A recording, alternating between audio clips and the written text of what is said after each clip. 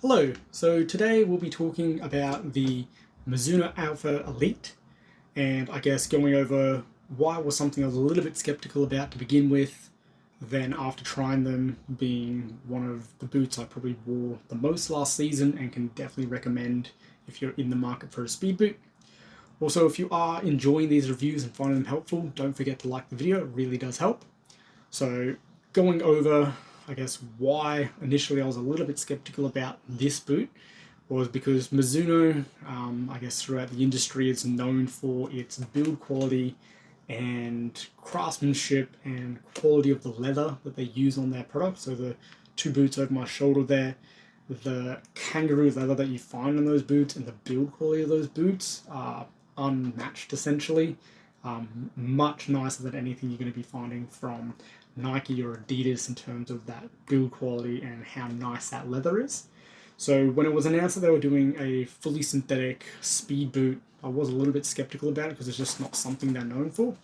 So after waiting a little bit and sort of consuming, other content out there and reviews, it was something after seeing all the positive feedback about this boot. It was something that I then really wanted to try and add to the collection. So they did, I guess, go with the traditional speed boot formula of a lightweight product, responsive outsole, aggressive stud pattern, and a really locked in upper.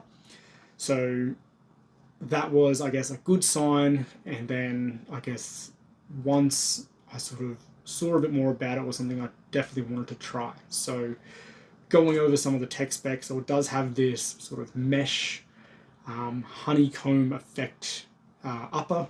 So you can see it has this foam cage running throughout the upper that's there for a couple of reasons. It does have a bit of a dampening sensation to it when touching the ball. So you sort of feel the foam compress a little bit.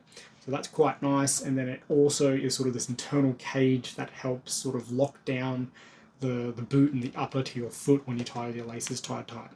So with the upper, it did remind me a little bit of an older Nike boot. So it did actually remind me of sort of the honeycomb dimpling that you did get on the OG Hypervenom.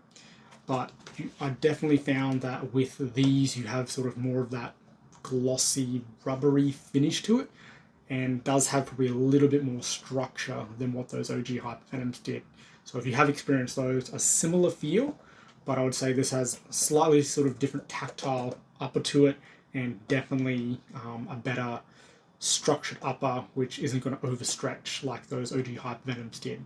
So really nice upper, a very deep central lacing system. So for those of you who do have a wider foot, these are very accommodating because you can stretch out the laces and really make them sort of fit a wider foot. I don't necessarily have a wide foot, so I can still wear these fine. They're not overly, they're not too wide for normal foot shapes, but if it is a little bit wider foot, you can make these work for you as well, which is quite nice. The heel liner and the insole in this boot, you can sort of see this black material. So that's Mizuno's Zero Glide material. So it's sort of this rubbery, again, tactile, almost sandpapery silicon effect that they have put all over the heel liner and insole.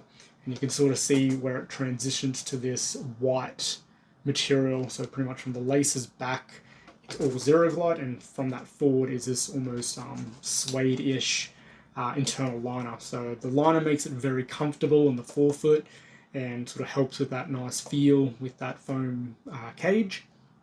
And the heel liner is one of the best on the market in terms of the no heel slippage, the grip that it provides to your foot and sock, the external heel counter also sort of helping lock in that heel. It's very impressive, and it's something where it's not gonna feel unstable, feel like it's coming, your foot's coming out of the boot when you've got it tight. So that, in terms of what else is on the market, it's probably industry leading in terms of that heel, especially. So that was quite impressive, and then with that more structured upper, it has this really, really nice locked in feel without squeezing your foot too tightly or anything like that. So the stud pattern and sole plate here that you have, so you've got your triangular studs running throughout the boot, this silver plastic insert has sort of this carbon fiber pattern. It's not carbon fiber, it's just plastic. And if you go to the more expensive made in Japan option of this boot, it has a Carvo insert instead. So these are still pretty snappy and responsive, just not as responsive as the Carvo insert. And again, you'll see that they are very stiff through that midfoot with that dual spine running through the outsides there. So very stable. Again, this boot overall being locked in, stable, and aggressive. It's a very good speed boot. And then with those studs, having the 4 in the front on either side is quite good for your stud pressure as well. A lot of the Adidas and Nike boots now have the 3 in the front on either side, so this does just alleviate a little bit of that stud pressure, and being that triangular shape does sort of give you that multi-directional grip, not just a one direction with your chevrons that we do see a lot throughout the speed boot market. So this was something, like I mentioned, that once I had the chance to wear it and try it, I did end up using this a lot of last season. It was something that super locked in. It was a very reliable speed boot. You didn't have to think about it all that much. And again, in this white and gold colorway, I thought it was something that looked excellent too, with that sort of gold prism graphic that it has that fades to the white. And again, the gold run bird looks really good on these. So overall, it was something that I definitely enjoyed. I could definitely recommend. The Alpha 2 has also just come out now too, so they have done some minor tweaks to that. I did find, so you do have an extra lace hole up here as well. I was using that to do the runner's loop to pull these winglets at the top here onto my foot a little bit more, because I did find you would get a little bit of a dead space just here when you did tie the laces.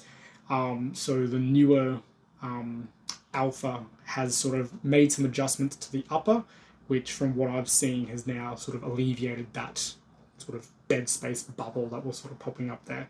So they are around as well. They've just come out, but if you are considering even just the Alpha 1s, the Elites are a really good price point to start with as well.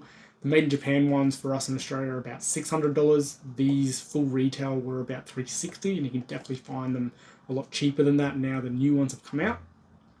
But overall, it's something that I can definitely recommend anyone sort of venturing into the speed boot market. It's super locked in, it's very responsive, and a really great pair of boots.